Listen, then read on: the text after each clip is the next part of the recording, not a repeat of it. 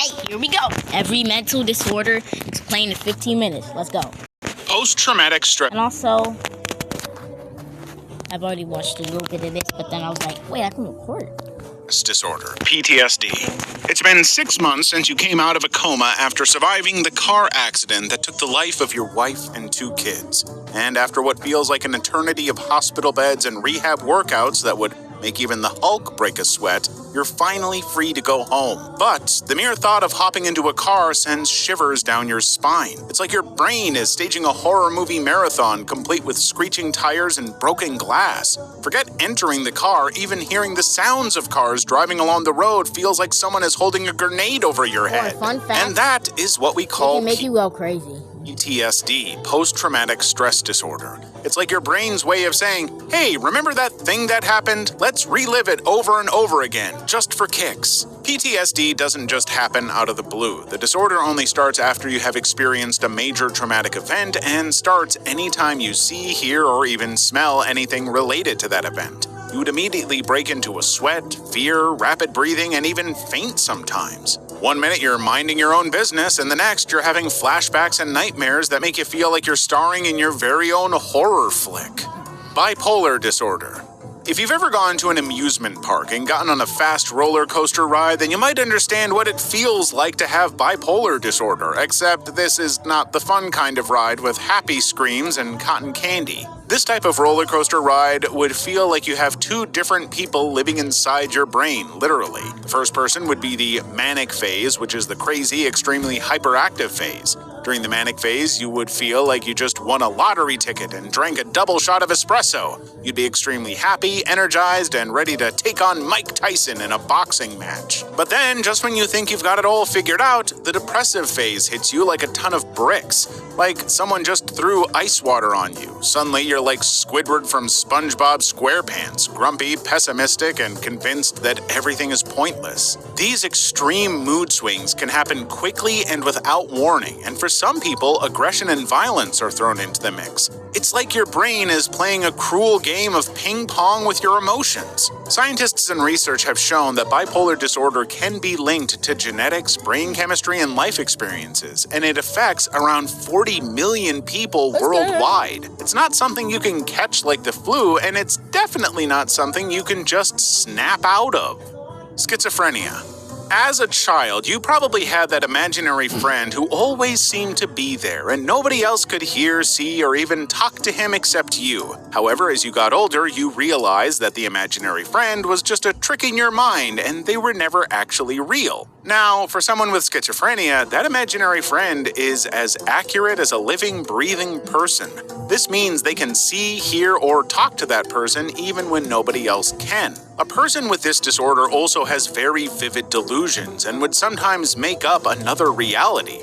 For example, they would believe that they are a secret agent on a mission to save the world. It's like being stuck in a game of 2 truths and a lie, but you're not sure which one is the lie anymore. It's like their mind is a radio that's constantly changing stations. 1 minute you're tuned into reality, the next you pick up signals from a completely different universe. Unfortunately, this mental disorder is the fate of about 1 in every 300 people, and there is no cure for it. Still, early diagnosis, therapy, antipsychotic medications, and self-management techniques can help manage symptoms and improve quality of life.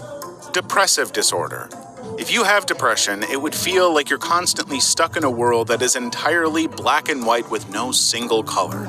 Every day seems like a terrible case of bad Mondays. However, depression isn't just about feeling sad for a while or just having a bad day. During a depressive episode, there's a constant emptiness and sadness that you would feel like someone used a giant vacuum cleaner to suck out all of the joy in your life. You lose interest in everything you used to love, like pizza, ice cream, your dog, and even watching YouTube videos on your favorite channel, the Evaluator. Losing interest in everything would also mean that you'll just spend your days sleeping or not sleeping at all, eating everything you can find, or not eating at all for days, and your energy level would be the same as a sloth's on a lazy Sunday. This disorder affects roughly 280 million people worldwide, and most people who have depression may not even realize it. But if you're constantly feeling sad and tired, you may want to see a therapist who can help you work through your feelings and learn different coping strategies. Anxiety disorder. Anxiety is the stomach-churning, sweat-inducing cocktail of fear and worry that's as unpredictable as the weather on a spring day. With an anxiety disorder, you would literally feel like you're constantly being chased by a giant grizzly bear with an axe. You would feel like your heart is literally trying to jump out of your chest. In addition to this, you'd also experience sweaty palms like you were holding a water balloon, and it'd feel like your stomach is doing somersaults like an Olympic gymnast. Now, a little anxiety in small doses is helpful because it's your body's natural response to danger, which helps keep you alert and sometimes motivates you to do your best.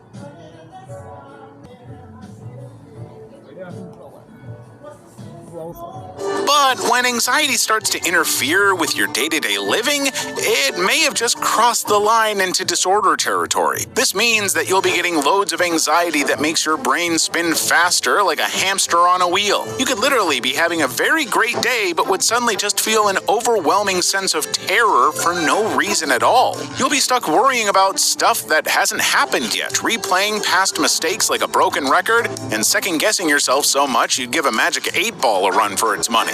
Anxiety disorder affects about 301 million people worldwide, but the good news is anxiety doesn't have to be your roommate forever. Proper cognitive therapy, deep relaxation techniques, and medications can help you lead a full, vibrant, and happy life.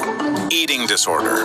Now, an eating disorder is like a mean bully that convinces you that there is seriously something wrong with your body, but this time the bully is inside your head. It's like your brain just develops an unhealthy relationship with food, similar to what you've had with your ex. For instance, some people with an eating disorder might become convinced that they need to be stick thin, no matter how skinny they already are, so their brain tells them to restrict their food intake or go on severely extreme diets like eating just one egg every day.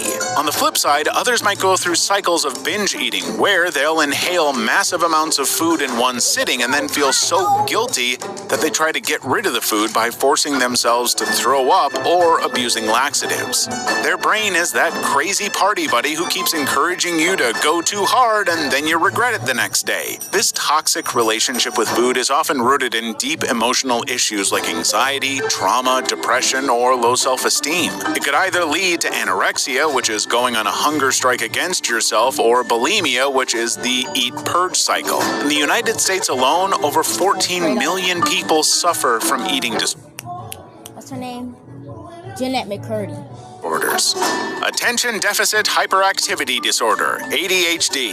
Imagine you are at a circus where something new and exciting is happening everywhere you look. Acrobats are flipping through the air, clowns are juggling colorful balls, and tigers are jumping through flaming hoops. Your eyes are darting from one thing to the next, trying to take it all in, but focusing on just one thing is almost impossible. That's kind of what it's like to have ADHD. A wild three-ring circus happening in your brain 24/7. Your brain is like a hyperactive ringmaster, constantly whipping you from one whirlwind thought to the next without allowing you to catch your breath. If you have ADHD, you will often struggle with things like paying attention, staying organized, and controlling your impulses. It's like your mental switch is always on and switching it off is impossible no matter how hard you try. Your brains would be constantly bombarded with exciting possibilities you want to explore all at once. It's like a kid in a candy store with an unlimited allowance. This disorder affects between 129 million and 366 million children, teenagers, and adults globally, and there are types of ADHD. If you have inattentive ADHD, you will struggle to focus and complete tasks even if you want to. You would always lose concentration and have an extremely short attention span. Then there's hyperactive impulsive ADHD, which makes it difficult for you to stay still and control your urges. You'd be unable to sit still or stay quiet, talking a mile a minute like an auctioneer on speed. And then there's combined ADHD, which is what you would get if attentive ADHD and hyperactive impulse ADHD had a baby. A very energetic, easily distracted baby with no volume control. Obsessive compulsive disorder. OCD is like having a strict, overbearing mother living in your head, constantly nagging you to clean, check, and organize everything. But instead of just rolling your eyes and ignoring her, you feel compelled to obey. Living with OCD would often make you have unwanted thoughts or fears that just won't go away. It's like having a mental itch that you just can't scratch, no matter how hard you try. Over time, it just develops into these compulsions, which are repetitive cognitive behaviors or mental acts that make you want to fix everything as a way of reducing your anxiety or preventing something terrible from happening. For example, you often worry about germs and getting sick, so to ease your fears, you wash your hands over and over again, clean your house at least 12 times a day, and you'd spray so many disinfectants on anything you come across that you could single-handedly solve the ozone layer crisis. This condition is quite common, affecting about 79 million people worldwide, but people who are diagnosed with OCD are often treated with cognitive behavioral therapy. Mental disorders can be very challenging, but you can join our Discord channel today to help you learn everything you need to know. Autism Spectrum Disorder, ASD. Imagine you're in a room full of people and everyone is laughing at a joke.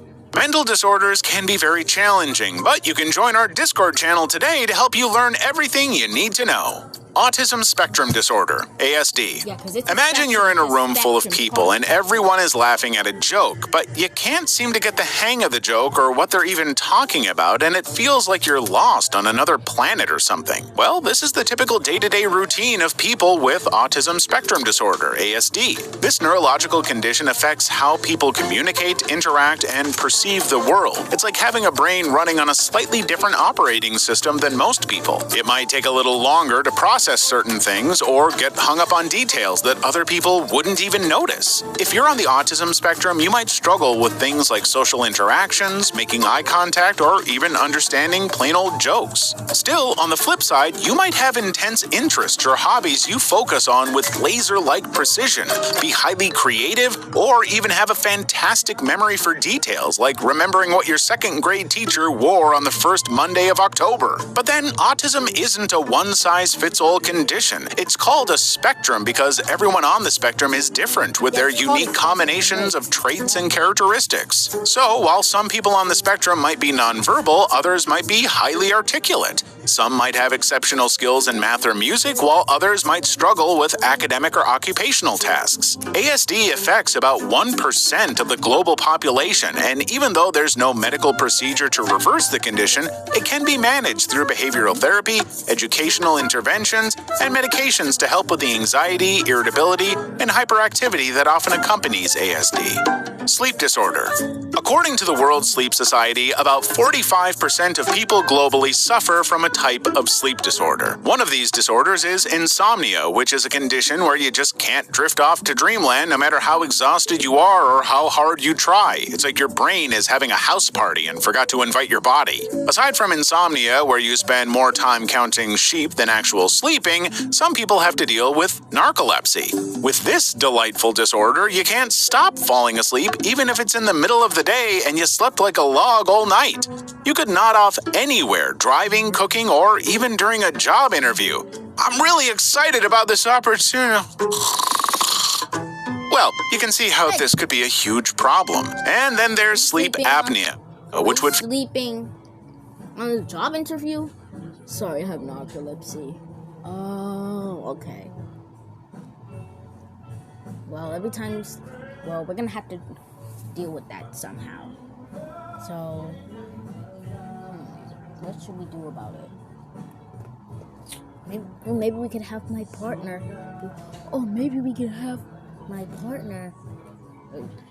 The person who sits next to me at the job.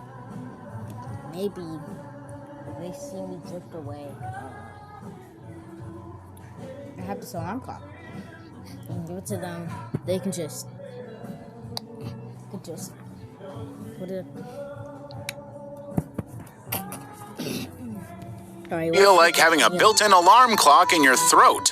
With sleep apnea, your breathing literally stops for short periods during the night, and if this continues, you'll essentially begin to snore louder than a freight train. And it can be pretty fatal if left untreated, kind of like hitting the snooze button one too many times. Sleeping disorders can even make you sleepwalk, sleep talk, or even sleep eat. It's like having a secret life you don't remember in the morning. Just hope you don't sleepwalk your way into an embarrassing situation like raiding your neighbor's fridge naked.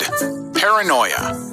It is very normal to get scared and suspicious of people sometimes, especially when there's a valid reason to be. But for a person with paranoia, that fear and suspicion is multiplied by 10,000. Let's say you're at work and see two colleagues talking quietly in a corner. You'd probably think they have personal matters to discuss. But a person with paranoia would believe that they're plotting to get her fired or even killed. It's like your brain has literally turned into a suspicious detective that sees threats everywhere, even when there's no real reason to be scared. You'd suspect and think everybody and everything around you is out to hurt and get you. Coupled with your irrational fear and mistrust of everybody, you'd also get easily offended and defensive and be very hostile, argumentative, and aggressive. It'll basically be a game of, how many bad habits can I have? This mental disorder can be caused by genes, traumatic life events, and extremely stressful life events. Dyslexia.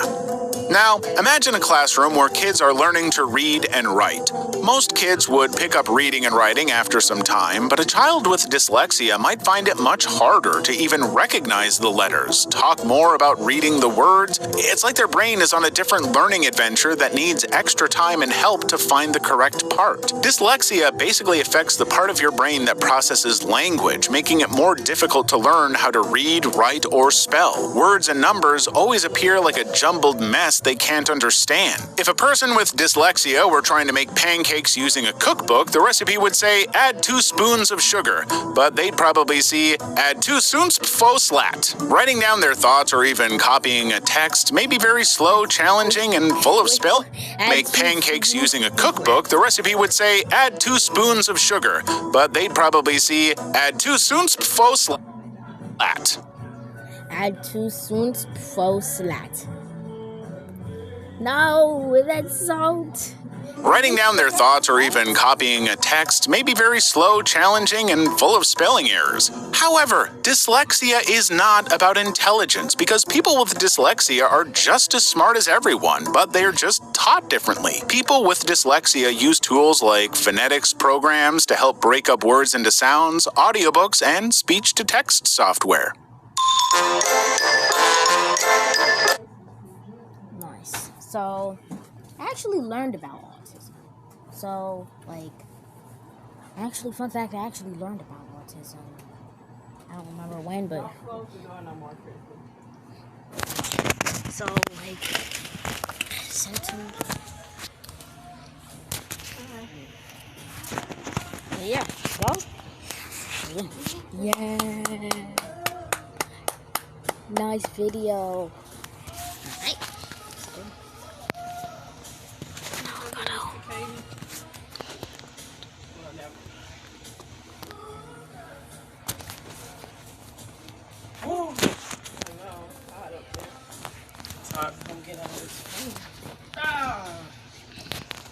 Tell your brother hi.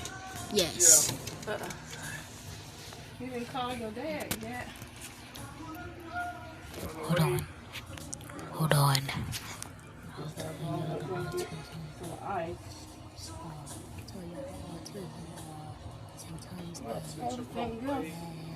Oh, they went to Chicago. Yeah, nothing but cake, I think. Oh. Alright, so yeah. I know some stuff about the autism spectrum. Yeah, I know that. So, some of the symptoms are obsessive interests, meaning you love stuff. You watch a topic on YouTube every single day. That's all you get recommended. Let's see, Geometry Dash. All you get recommended on YouTube. Or Mario, or Rhythm Heaven, something like that. So, or you could have repetitive movements is another one. Or you may do let's say to do this all the time for some reason, or you just link like this. I don't know. It's like Tourette syndrome, but so yeah.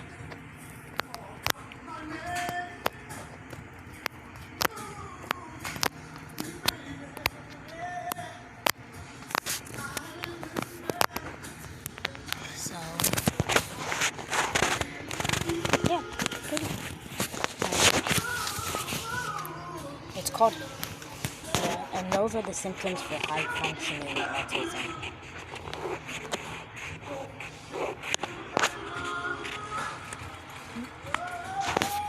So yeah. Alright, so like the video if you like my video. Subscribe to my channel if you like my channel. And with that, hold on, let me move this. And with that, peace.